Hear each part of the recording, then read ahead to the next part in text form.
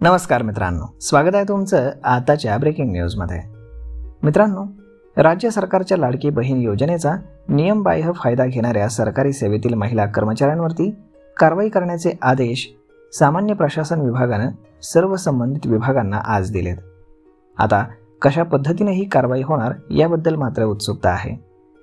लाडकी बहीण योजनेचा गैरफायदा हा 9526 महिला सरकारी कर्मचाऱ्यांनी घेतल्याचं वृत्त समोर आलं होतं। या महिलांनी 10 महिन्यात 14.5 कोटी रुपये नियमबाह्य पद्धतीने कमावले होते। हे पैसे अन्य लाभार्थ्यांप्रमाणे त्यांच्या बँक खात्यात जमा झाले असल्याने त्यासाठी वेगळ्या पुराव्याची गरज नाही। महाराष्ट्र नागरी सेवा नियमानुसार आता या महिला कर्मचाऱ्यांवरती कारवाई केली जाणार आहे। योजनेचा जेवढा पैसा त्यांच्या बँक खात्यांमध्ये जमा झालाय त्याची वसुली राज्य सरकार करणार आहे। तसेच त्यांना दंड देखील केला जाऊ शकतो।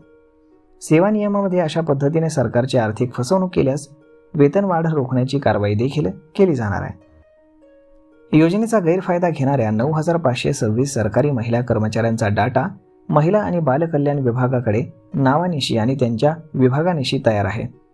माहिती आणि तंत्रज्ञान विभागाने पूर्ण पडताळणी करूनच हा डेटा दिलेला होता।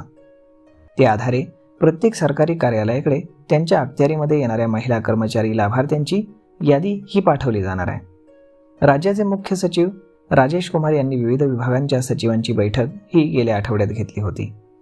योजनेचा फायदा मिळवण्यासाठीच्या निकषांमध्ये बसत नाहीत याची पूर्ण कल्पना असूनही कर्मचाऱ्यांनी त्याचा गैरफायदा उचलला, त्यांच्यावरती कारवाई केली नाही तर यापुढे कर्मचाऱ्यांची हिंमत वाढून अनेक कर्मचारी या विविध योजनांचा नियमबाह्य फायदा उचलतील या संदर्भात या बैठकीमध्ये एकमत करण्यात आलं। तर मग मित्रांनो, अशा पद्धतीने नियमबाह्य पद्धतीने योजनेचा लाभ घेणाऱ्या ह्या महिला कर्मचाऱ्यांवरती आता कारवाईच्या निर्णयानंतर गैरप्रकार करणाऱ्या इतर लाभार्थ्यांमध्ये सध्या खळबळ उडालेली पाहायला मिळते। याबाबत ग्रामीण भागामध्ये जास्ती चर्चा सुरू आहे। तर मग मित्रांनो, सरकारने घेतलेल्या या निर्णयाबद्दल आपलं काय मत आहे हे तुम्ही आम्हाला कमेंट करून नक्कीच सांगा। आणि जर तुम्हाला हा व्हिडिओ आवडला असेल तर आपल्या जवळच्या मित्रमंडळींसोबत देखील हा व्हिडिओ तुम्ही शेअर करायला विसरू नका। धन्यवाद।